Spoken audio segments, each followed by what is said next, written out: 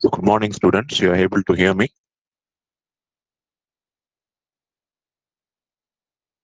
Yes, sir. Okay, fine. So we'll quickly glance through what we have seen yesterday in short, and then we'll proceed with the discussion on today. So yesterday, a very important classification of semiconductors we have seen. One is intrinsic and extrinsic. So as you know, intrinsic means pure. Extrinsic means it's going to be impure. And that intrinsic semiconductor, it is going to provide a pure conductivity at room temperature.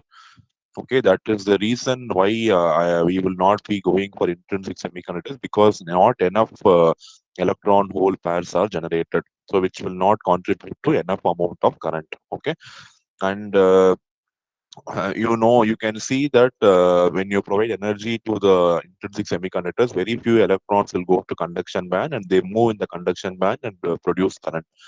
Okay, this less number of electrons producing current is going to be a drawback for me, because my output current is going to be very, very less in magnitude.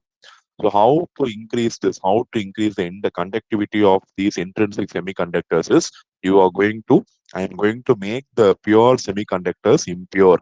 And that process of making the pure semiconductor impure is called as doping. And in that process, your intrinsic semiconductor becomes an extrinsic semiconductor.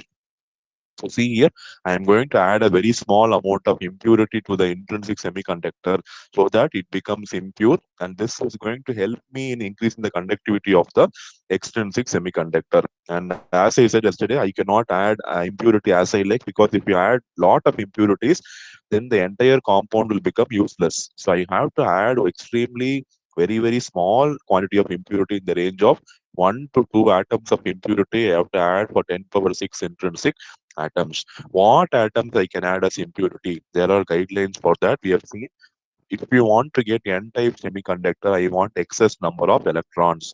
So what all elements are going to provide excess number of electrons? I'm going to go for group 5 elements. So group 5 elements have 5 electrons in their valence band. The 4 electrons are paired with silicon or germanium. The 1 electron is going to be vacant. So this is only for one atom. Suppose if you have more number of antimony atoms, you have more number of free electrons, and when you supply a very small amount of energy, these free electrons will go to conduction band and cause current. Okay. So see here, arsenic, antimony, phosphorus. If you are going to dope these pentavalent impurities, you will get N-type material, N-type semiconductor. Okay, and these impurities are going to donate excess electrons, right? So they are called as donor impurity. So these pentavalent elements are called as donor impurities, because they are going to donate one excess electron per atom. Okay, so electrons are going to be the majority carriers here, holes are going to be the minority carriers here. So the total current is going to be current due to electron plus current due to hole. But even though we consider the current due to hole also, the electrons are going to contribute majority for the current in the n-type semiconductor. Okay, so the exactly opposite of n-type is p-type. Here I am going to create excess amount of holes. So here, what all elements, if I dope, I would be getting this semiconductor is, I'd be doping group 3 elements, because group 3 elements have only 3 valence electrons in their outer band. So when 3 valence electrons are bonded with silicon or germanium, one bond is incomplete. And only when this bond is completed, the atom becomes stable. So this electron with boron will come here. So the electrons from the adjacent band try to come and fill this place, causing a hole. Because one electron has come here, you have a hole here. And now this band becomes incomplete. So the electron keeps on moving from one atom to another, thereby creating holes. So one atom of boron creates one hole. So if you have so many atoms of boron added as impurity, you will have more number of holes in your p-type semiconductor. An example is aluminum boron. When you are going to add aluminum boron on any trivalent impurity to your uh, semiconductor. So that is going to be called as an acceptor impurity because it is going to increase the number of holes. So it is called as an acceptor impurities, and holes are going to be the majority carriers here, and electrons are going to be the minority carriers. Okay, electrons are going to be the minority carriers. So this is what we have seen till yesterday, right? So any doubts you have in yesterday's syllabus? So I hope you're daily having uh, the habit of reading what is taught on the day. So please have that habit at least for electron devices because this is your core paper for electronics and communication engineering. And without having a good understanding of this subject, the subsequent semesters would be very tough for you. And especially the first unit, you have to be very, very thorough because all the core companies you go for placement, they will not ask advanced concept. They will ask only the basics of electron devices only because they clearly know that students struggle to understand electron devices easily. So if they ask just one or two questions in electron devices, they can easily screw you up and you will be out of technical interview.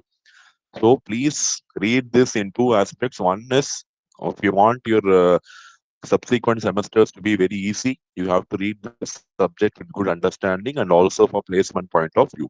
Okay, so far we have seen on up to this N-type and P-type semiconductors. Now we'll see go into a small mathematical and mathematics and see how the conduction is calculated. So you know that in generally in a semiconductor, you will have the influence of both electrons and holes. And electrons and holes are not going to have similar properties because electron is negatively charged and hole is positively charged. Electron is going to have a different mobility mu n, hole is going to have a different mobility mu p. Number of electrons is going to be different. You call it as small n. Number of holes is going to be different. You call it as small p. So when I measure the current density J, I have to include the effect of electron plus the effect of hole. So total current density is sum of the current density due to electron Jn plus sum of the current density due to the hole Jp. And we have already seen what is Jn. So Jn is n into q into mu n into E. So I hope this formula is clear to you. We have seen this formula yesterday, I think. I'll show you the formula. Yes, see here, n into mu n into q into E. If I want to do it for holes, I have to replace n by p. I told you yesterday, right? Same thing. So I'm just adding both. See here, n into q into mu n into E plus p into q into mu p into E. Because this q charge is going to be the same. And n is going to be the number of electrons and p is going to be the number of holes, and mu n and mu p are going to be the mobility of electron and holes, and electric field is going to remain the same. So here if you see q and e, product of qe is common, take it outside. So if you take qe outside, you will have n into mu n plus p into mu p. So you know J is equal to sigma E. So if we compare both, you can write this term to be equal to sigma. So the conductivity of semiconductor depends on the properties of electron as well as the property of hole. You cannot neglect hole because it is a minority carrier in N type, and you cannot neglect electron because it is a minority carrier in P type. You have to consider the effect of both electron and hole. Please be very clear on that. Okay, and see the variable names are given. Jn is the electron current density, Jp is the hole current density, n is the number of electrons per meter cube, p is the number of holes per meter cube, E is the applied electric field, and q is the charge of the electron or hole. The electron and hole, even though they are opposite in charge, the magnitude of charge is going to be q. So I'm going to use the same q for both electron and hole. So sigma, we have compared sigma the last slide. So sigma is the term inside the bracket. So see here, sigma equal to n into mu n plus p into mu p into q. So this is going to be the value of sigma. From sigma, you can find what is called as resistivity. Resistivity is opposite of inverse of conductivity. Resistivity is given by 1 by sigma. So we have seen that the current density is directly proportional to the applied field. So you see J is proportional to sigma. The constant of proportionality is going to be sigma. J is proportional to E. The constant of proportionality is going to be sigma. So how much ever electric field you apply, that much ever current you get. So more electric field you apply, more number of electrons will go to conduction band and cause current. Thereby J will be high. If you apply a very minimal electric field, the current density will be minimal. So you can see from this relation, the current density J is directly proportional to E, that is the electric field, and the constant of proportionality is given by sigma. Sigma is called as conductivity, and this is the expression for conductivity. See, you will get problems from conductivity using this formula. They will be giving everything. They will ask you to calculate the conductivity of semiconductor. So you have to use this formula and calculate the conductivity. Resistivity is inverse of conductivity. So if the element is conducting more, conductivity value is very high, then the resistance will be less, right? Only when element is conducting more means it is producing more current. When you have more current, resistance is less, so resistivity will be less. So conductivity and resistivity are inverse of each other. So see that rho is equal to 1 by sigma. So rho is equal to 1 by sigma. Okay. When for this formula, whatever we have seen is for extrinsic semiconductors, because extrinsic semiconductor has exclusive doping, which will differentiate your number of electrons and number of holes. But when you take intrinsic semiconductor, you don't have doping, so number of holes will be equal, number of electrons will be equal to Ni. So this Ni is called as intrinsic carrier concentration. So when you substitute this in the conductive in the formula for J, you can this N and P are same. It is equivalent to Ni, right? So I can take Ni also outside. So J is equal to Ni into mu N plus mu P into Q into E. The previous formula you see, this N and P were inside the bracket. Now for intrinsic semiconductor, N and P are same. So this term also I can take it out as common. So that is what I've written here. J is equal to Ni into mu N plus mu P into QE. You know J is equal to sigma E. If you compare, you'll get the expression for sigma. To differentiate with the extrinsic, I put sigma I. So sigma I is equal to Q into Ni into mu N plus mu P. So it is very, very clear from the equation that the conductivity depends on two parameters. One is number of electrons or holes. Second one is mobility. Okay. So conductivity depends on two parameters. One is going to be the number of electrons or number of holes, and the second one is going to be the mobility. How fast your electrons and holes are moving when an electric field is applied to the semiconductor. Okay. So the conductivity, see here again, we are going to derive approximate. So this is sigma I for intrinsic, and this is for extrinsic. So if the conduct, if you are going to consider an N-type semiconductor, for an N-type semiconductor, number of electrons are huge in number. So they are going to dominate. So if you assume N is very much larger than P, then I can ignore the term having P. So conductivity will be approximately equal to N into Q into mu N only. Okay, this is the approximate expression. See, in the question, if they don't give the value of mobility for holes and number of holes, conductivity in N type will be approximately equal to only the conductivity due to electron, N into Q into mu N. The same thing you see, if you're going to take a P-type semiconductor, the number of holes will be very much larger. So P will be very much greater than N. The conductivity will be only due to the holes. So I can leave the electron conductivity. I can leave the contribution due to electron. So the first term I can remove. I will use only the second term. So NQ into P into mu P. This is approximate formula when you ignore the number of electrons or holes you have in the N-type and P-type semiconductors. Okay. So any doubts so far in the expression for conductivity, whatever we have learned? Please free to ask any doubt, whatever you have. If you so far whatever we have learned in the last 10 minutes, if you have any doubts, you can open up and ask. I'll be waiting for a few seconds to answer your doubts.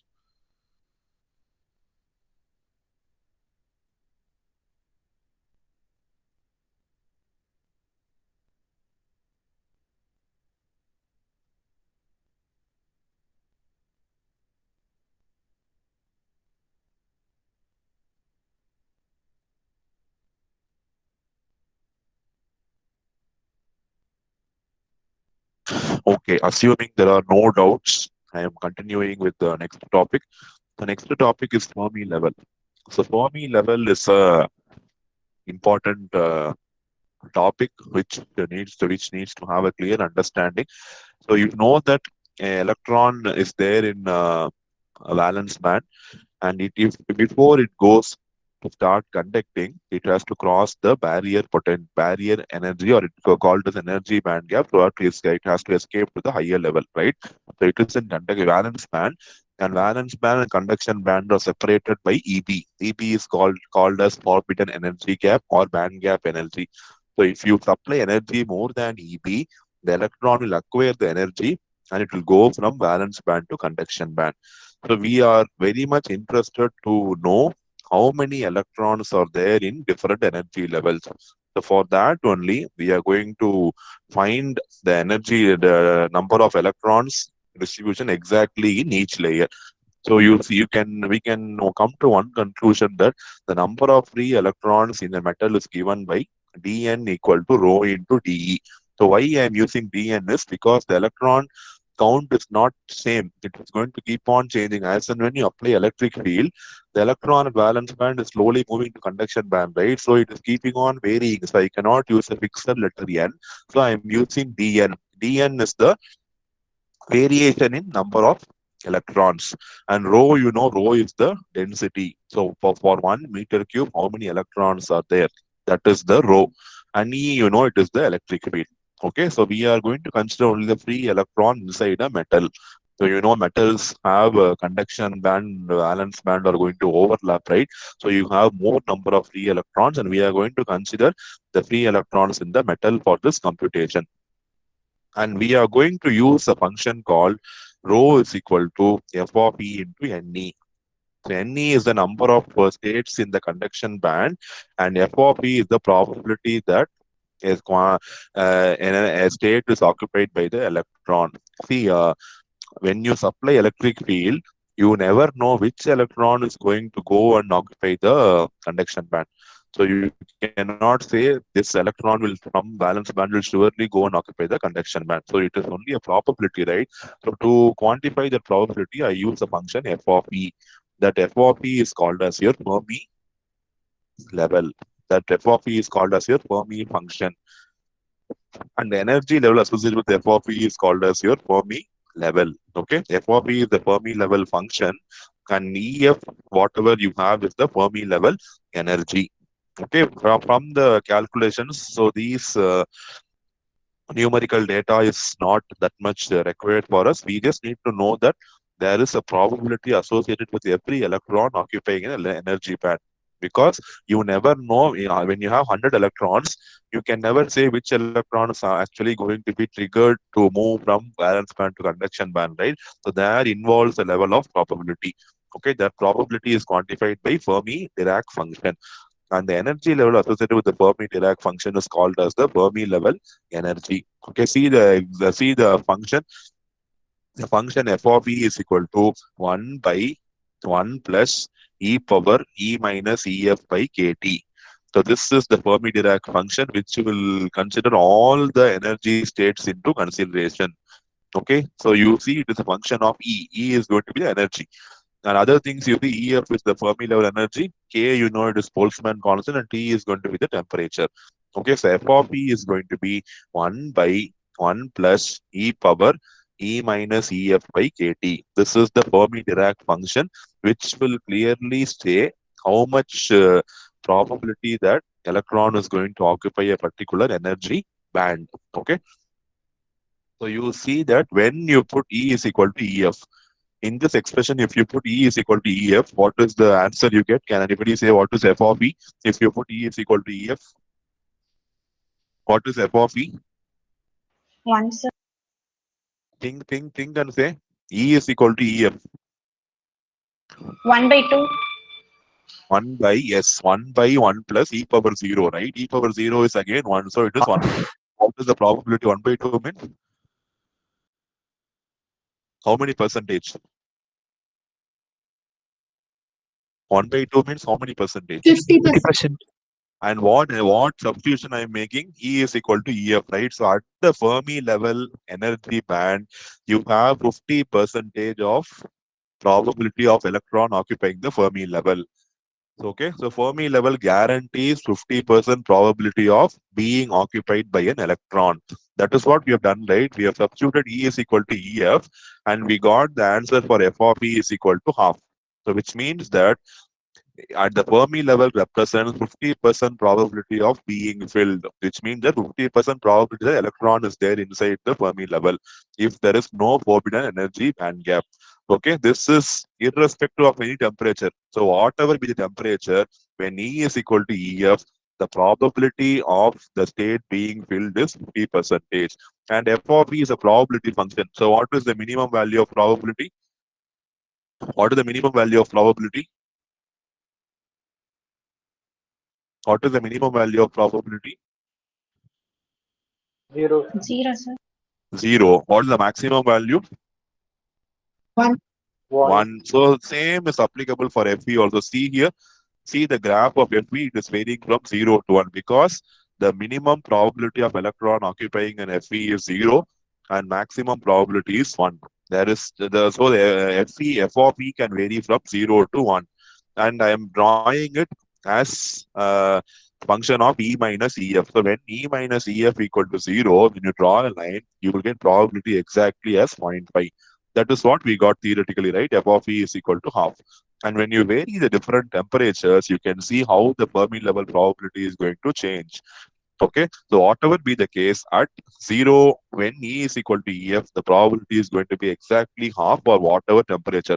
See, all the temperature graphs are passing through the same point at E is equal to EF, which means that at Fermi level condition, whatever be the temperature, my probability is going to be exactly half. Okay, this is the diagram for E minus EF versus F of E. And this diagram is drawn in the reverse way for better understanding. This diagram, the first diagram is rotated by 90 degrees. That is going to be this diagram for better understanding. Okay, so Fermi level is very, very important to clearly predict whether it is being occupied by electrons, occupied with electrons or not. Okay, and we have the following conditions when at T is equal to 0. So when you put T is equal to 0, you have what will happen when T is equal to 0? What happens when T is equal to 0? When you put T is equal to 0, what happens? Substitute and say me the answer. What happens when T is equal to 0? 1 by 1 plus what? 1 by 1 plus 0, 0. sir. What? 1 by 1 plus? 0. Uh-huh. I am putting Infinity T is equal to or 0. infinity? E power infinity. What is E power infinity? Infinity, Infinity. What is 1 plus infinity? infinity, What is 1 by infinity? almost zero. 0. Yes, that's what I'm saying. So when the temperature is 0, the probability of occupying by an electron is going to be 0. F of E is equal to 0. Clear? So when the temperature is 0, this probability of occupying by the electron is going to be 0 provided E is greater than EF. When E is greater than EF, this term becomes positive, right? It is becoming an increasing term. E is greater than EF means E minus EF is positive. That because of the positive term, you get e power infinity. If this term is negative, then the answer would be difficult. The answer would be different, right? So first case, if t is equal to 0 and E is greater than EF, above the Fermi level, if I consider, the probability of finding an electron becomes 0. So I can say at absolute 0 temperature, above the Fermi level, there is no probability of finding an occupied state with electron, which states that what is the meaning of the statement? The Fermi level is the final level where electrons are there at 0 Kelvin. Above the Fermi level, if you travel, you cannot find any state having electron. The same condition at T is equal to 0. What will happen if the E minus EF is negative? What happens when E minus EF is negative? So in that case, you will get 1 by 1 plus E power minus infinity, right? First case, E minus EF is positive. So E power infinity you got. And you know E power infinity is infinity. So we got the answer as F of E is equal to 0. Now, when the term E minus EF is negative, what will happen to the exponential term? When you put T is equal to 0, what will happen to the exponential term? How will the expression for f of e simplify? F of e equal to 1 by 1 plus e power what? Minus infinity. You're able to understand because e minus ef is negative and I am putting t is equal to 0. What is e power minus infinity? 1 What is by e e power power infinity. e power minus infinity is? 1 by e power infinity. I want the value. What is one? What is e power infinity? Infinity, sir. So, Infinity. So what is the value of e power minus infinity? 1 by infinity is going to be 0. 0. 0, right? Yes, sir. So f of e will be 1 by 1 plus 0. So what is 1 by 1 plus 0? It is equal to 1. The probability is going to be equal to 1. So what they are saying is for any energy level less than the Fermi level, the probability of finding an electron is 1. So 100% chance that there is an electron in the level below EF. And this condition is only applicable at T is equal to 0. So T is equal to 0 Kelvin corresponds to minus 273 degrees Celsius.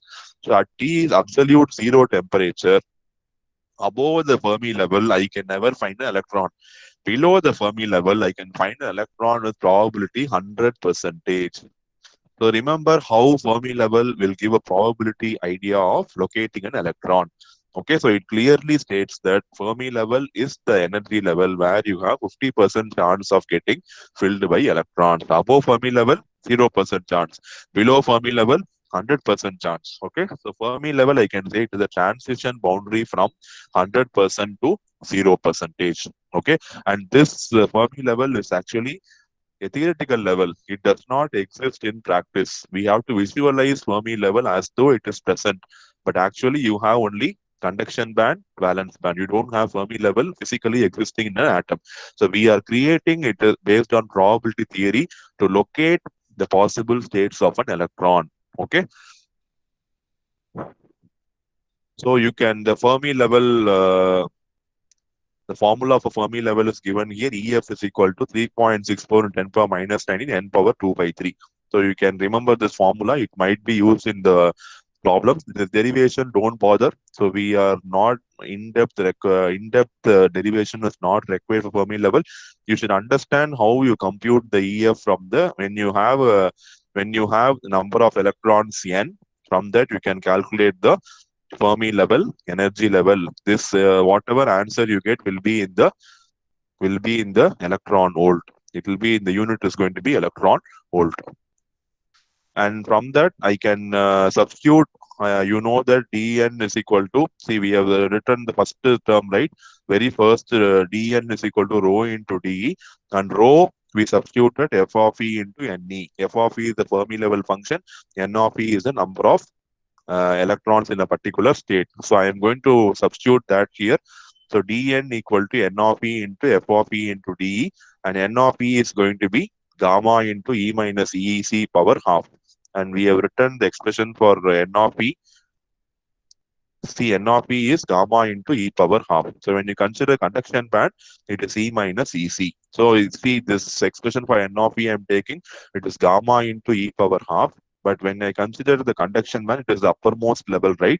So I have to take e minus EC. So I am taking e minus EC into half.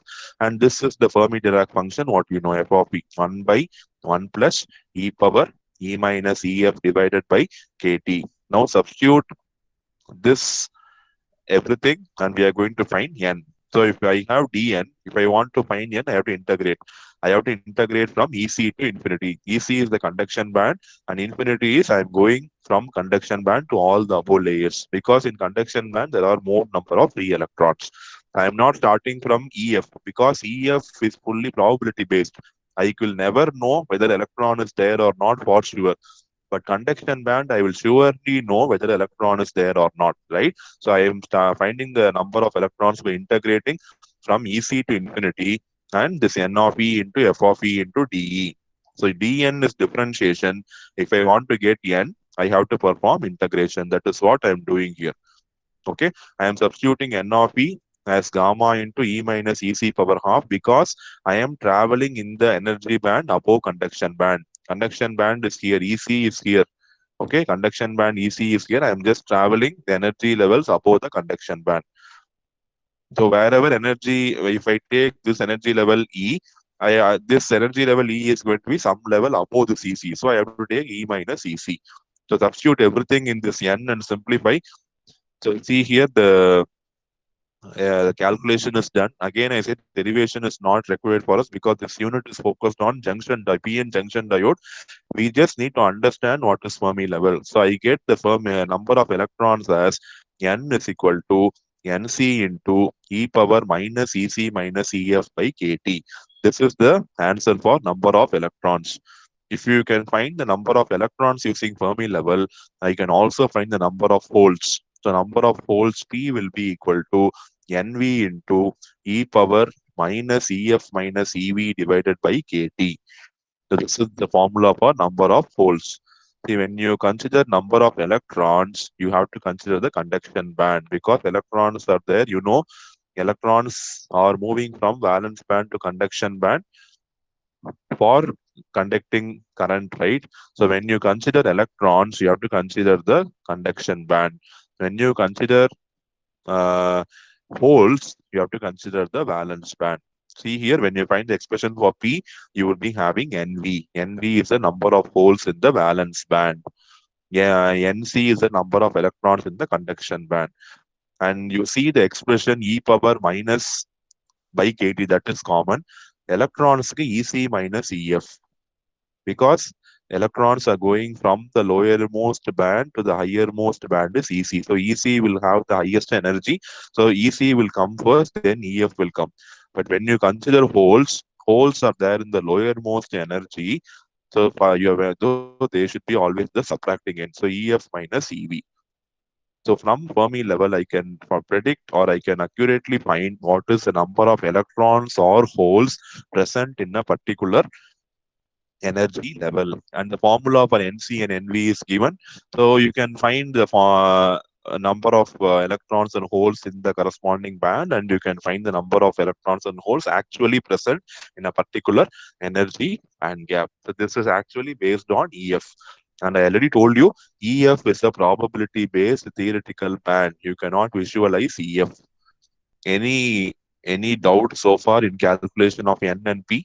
I again say these derivation are not in-depth required for us. You just need to know the final answer, what is obtained after applying our concept. Okay, I'll just pause for a few seconds. If you have any doubts, please open up and ask.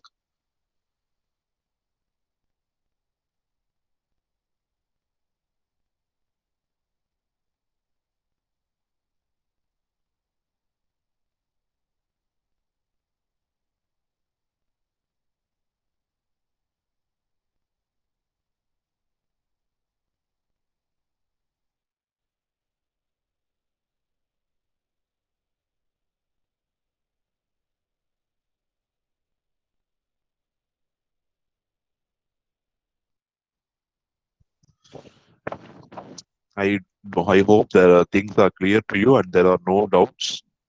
So now the N and whenever you find N and P, it is for a extrinsic semiconductor because in extrinsic semiconductor only we have different values for N and P. If it is N type, N will be larger and P will be smaller. If it is P type, N will be smaller and P will be larger. That is for an extrinsic semiconductor where I am going to dope with pentavalent or trivalent impurities. For an intrinsic semiconductor, N and P will be same. We have seen, right? N is equal to P is equal to Ni. So for intrinsic semiconductor, I am going to equate both. Okay. What is N? Nc into e power minus Ec minus Ef by kT. What is P? Nv into e power minus Ef minus Ev by kT. Equate both. Okay. And you don't want this exponential. So what we do, we take logarithm on both sides. So bring this NV to this side and take this e power term to other side. So NC by NV will be equal to e power EC plus EV minus 2EF by KT. So if you take logarithm on both sides, this e power term will go away. Correct? So ln See, whenever you take logarithm, it is always ln. It is called as natural logarithm. So even in your calculators, you see you have two logarithms. You have log and ln. Okay, log is to the base 10. And what is ln? ln is to the base e. So whenever they say the word logarithm, it is always we are depicting ln and to the base e and not logarithm. So only when you use log to the base 10, we have to use log. Otherwise, we have to use only ln. ln means to the base e. This is our natural logarithm. Okay. So I am taking natural logarithm on both sides. So ln into ln nc by nv equal to ec plus ev minus 2 ef by kt. So when you bring this e power minus term to this side, okay, when you bring to this side and simplify, you get this answer. So when you take logarithm, the e power term will go away. Okay. Now I am finding from this, I'm rearranging and I need to find what is the answer for EF. EF is going to be my Fermi level energy. Okay, so rearrange the terms and find what is EF. So bring all the other terms to this side. So EC, first cross multiply KT, then you bring that EC plus EV to this side, then you have the answer 2EF. Then divide by 2 on both sides, you will get the answer for EF. So EF is equal to, very, very important expression, EF is equal to EC plus EV by 2 minus KT by 2 ln NC by NV. Okay, EF equal to EC plus EV by 2 minus KT by 2 ln NC by NV. This is the expression for Fermi level. First substitution, what I am doing, I am putting T is equal to 0. What is the meaning? If I put T is equal to 0 in this expression, what will I get? What will I get? What will I get if I put T is equal to 0? EF is equal to EC plus EV by 2. What does that mean? Very good. EF is equal to EC plus EV by 2. What does that mean? What does that expression interpret to you? Mathematically, we say EF is equal to EC plus EV by 2, right? So what does that physically mean to you? What do you understand from that? If I say number C is equal to A plus B by 2, where will that number C lie? Can I guess where will the number C lie if I say C is equal to A plus B by 2? At the middle, sir. Yes. What is the average of 4 and 5? It is 4.5. Where is 4.5 lying? Between 4 and 5, right? So I can say the Fermi level lies exactly between EC and EV at the midpoint. So EF is equal to EC plus EV by 2 means my Fermi level is lying exactly at the midpoint of conduction band and valence band when T is equal to 0. So one condition, first condition at 0 Kelvin, the Fermi level is exactly in the middle of conduction band and valence band. Next approximation, what I am doing is what is given here. When I assume electron and holes concentration are same, so NC is equal to NV. When I put NC is equal to NV, what is the answer? What is ln 1? What is logarithm of 1? 0, What sir. is it 0 for any logarithm operation, or it is 0 only when you put log1? Or it is 0 even for ln1?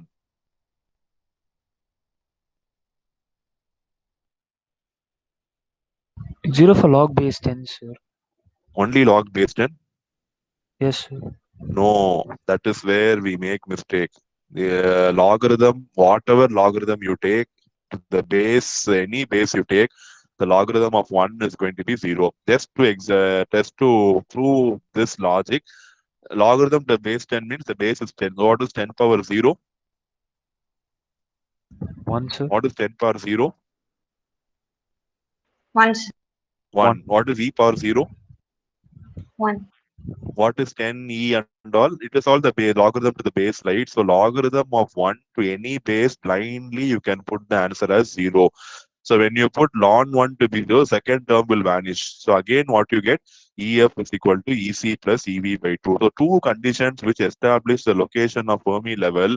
One is at absolute 0 Kelvin. The Fermi level lies exactly in the middle of valence band and conduction band. Second case is when the electron and hole concentration are going to be same, when NC is equal to NV. If I put that condition, Nc is number of electrons in conduction band, Nv is the number of holes in valence band. If I put that condition, I will again get the equation Ef is equal to Ec plus Ev by 2. So from the above equation, it is very clear that the Fermi level is present exactly at the center of the forbidden energy gap. So you know EC and EV are the two boundaries of the energy gap, right? Lowermost energy is given by valence band and uppermost energy is given by conduction band. So if I want to locate my Fermi level, what they are saying, don't worry. Fermi level will be exactly in the middle. And I can write the equation for EF as EF is equal to EV plus EC divided by 2. Okay. So, any doubt so far in the Fermi level? We just need to see some more properties and this Fermi level should be over. Okay.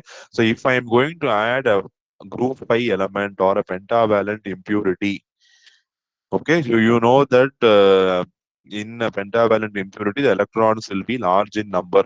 They are called as donor impurity, acceptor donor impurities. And if I am going to add a trivalent impurity, the holes will be larger in number. They are called as p-type or acceptor impurities. Now we are going to see what is the Fermi level when I'm going to this expression is for an intrinsic semiconductor because we put n is equal to p, right? So whenever you put n is equal to p, it is by default intrinsic. It is impure. It is pure. If I want to find for extrinsic semiconductor, I have to go for doping. So group 5 elements, you know, antimony, phosphorus, arsenic, if I add, I get group 5, they are group 5 elements, I'll be getting n-type semiconductor, which will have excess number of electrons, making it a donor impurity. When I'm going to dope with boron, gallium, indium, aluminium, and other group 3 elements, it is called as trivalent impurity, and they are going to have excess number of holes, and so they are going to be called as acceptor impurities or p-type impurities. After adding the impurity, whether my Fermi level is still exactly in the middle or changing, we are going to observe that now. Okay. So see here, when you are going to add the impurity, you see the Fermi level becomes EF is equal to EC minus KT ln NC by ND. See the same expression I am going to use. I am finding EV here. I am finding EC here. So you can, if you find EC here, you can write EF is going to be EC minus KT ln NC by ND. And what is ND? The number of donor atoms. So when you put impurities, you have to naturally, this number of donor atoms will be coming into picture. And this is for a group 5 impurity if I'm going to add. So, and if I'm going to add a group 3 impurity, then your EF will be equal to EV plus KT ln NV by NA. NA means acceptor impurity. Okay, and EF is equal to EV plus KT ln NV by NA. So what you are able to understand from these two equations? Can anybody say what is the understanding from these two equations? This minus sign and plus sign is the key. So this minus sign and plus sign is the key for understanding the significance of these two equations. So when you are going to add a group 5 element as impurity, where will the Fermi level be? It will not be exactly in the middle. So you have more number of electrons. So when the Fermi level will be always closer to the band where you have more number of electrons. So can you say where will be the Fermi level in case of the first case, n-type element? Can anybody guess where will Lower than the conduction band. it will be almost close to conduction band, but it will be slightly lower than the conduction band because remember Fermi level is probability of finding an electron. So electron is more in conduction band. So Fermi level will be going very close to conduction band. What about p-type? What about p-type?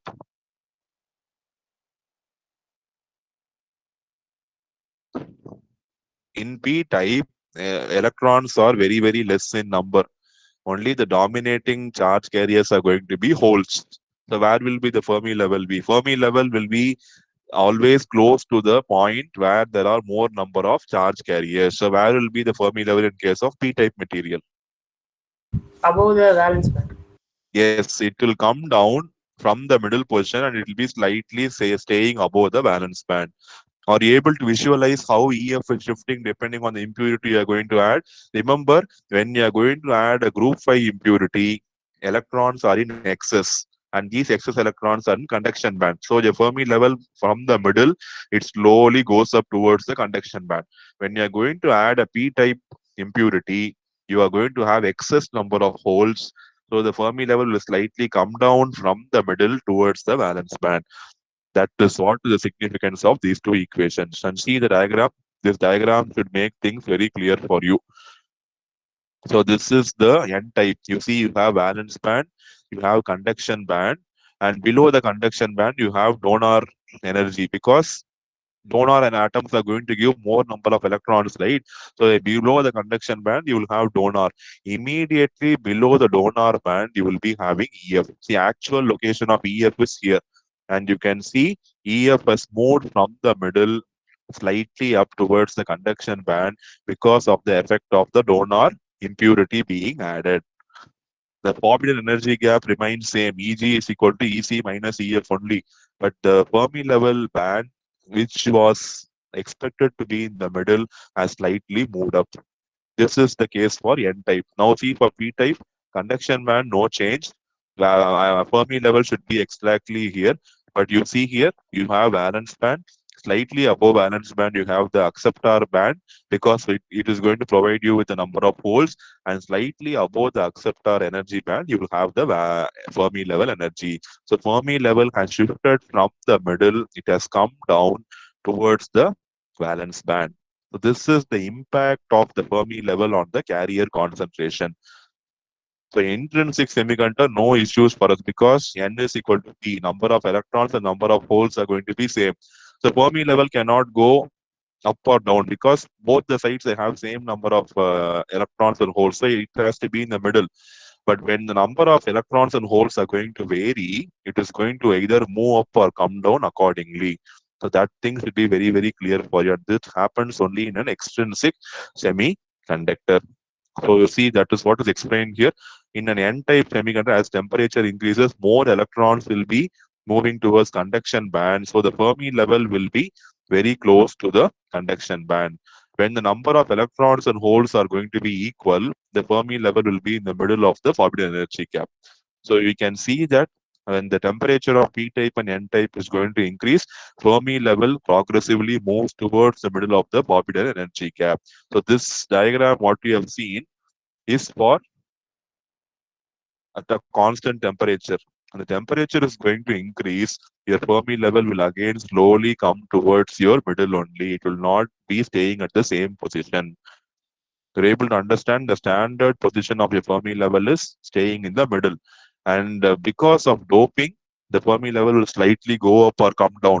But if you still increase the temperature, the Fermi level will slowly return to its original position. So if you increase the temperature, it will come down to middle in the case of N-type, and it will again move up to middle in the case of P-type materials. Okay, this is going to be the complete understanding of the Fermi level. So Fermi level is an imaginary level which is not existing in practice, but it will clearly say where is the chance of finding an electron in a particular energy state. We are going to stop with this today. So any doubt or any clarifications, please, you can ask now. I didn't have any doubts asked by you so far. So I just want you to ask more doubts so that your understanding of the subject becomes very, very easy. If things are very clear, I am most happy. But I always encourage students to ask doubts so that you don't read always the dilemma. If you read with the doubt, your concepts will not be staying stronger in your mind. That is my observation. Or in case while you are going through these slides, if you have any doubts, please note them up, and at the end of the class, you can do ask them. Because last few minutes every day we are having doubt clearing sessions only. So at the end of the class, you can definitely ask them. I again say, if you feel shy to ask among your classmates, you can definitely mail me or ping me in private so that I'll clarify your doubts in that way also. Okay. So I think at 6 seconds I'll give you, in case if you have any doubts, you can unmute and ask. Otherwise, we'll wind up the session. Just a few seconds, we'll pause for doubts. I again say, even if your doubt is very basic, don't think that I will mistake you. No. And don't think your students, your friends will mistake you. No, they will also not do that. In fact, they would also be having the doubt. They might be shy to ask, but you have asked on behalf of them. So they will be feeling in that way only. So even any basic doubt, any not relevant to the subject, any technical doubt relating to any general thing also, you can ask it here. I will be happy to clarify your doubt. Sir, Yes. Yes. I Yes, had Rajit. Yes. in the 1 by 1 plus e power minus infinity. Yes. If you take e power minus infinity as not 0 but 1 by e power infinity, won't you get e power infinity by 1 plus e power infinity? And won't it be non-defined? Undefined? That's what I said. The true condition is that it depends on E minus EF, right? So if E minus EF is positive, then the E power term will become infinity, right? Yes, sir. But if you take e power minus infinity as 1 by e power infinity and Yes. simply e Yes. power infinity by e power infinity plus 1, no? See, E power minus infinity is So equal it to will 1 become by E power undefined, right? infinity, It will correct? become infinity by infinity we do. E Sir? power infinity equal to E power minus infinity equal to 1 by E power infinity, correct? What is E Yes, power sir. infinity value? I get that, sir. Mhm. But in case you take LCM and then you take e power minus No. e power infinity You on should not. If the you top. take LCM again, you will get. You have to apply L Hospital's rule. You will get indeterminate form, right? You Yes, have to sir. apply L Hospital's rule, what you studied in mathematics. If you apply that, you will be getting back the answer as 0 or 1 immediately. You have to differentiate the numerator separately. You have to differentiate the denominator separately, and then you have to apply that condition. Okay, sir. Maybe you try it, or maybe you can ping me in chat. Maybe we can discuss that if you have still more doubts in that. Yes, sir. I'll try it and let you know, sir. Okay, sure.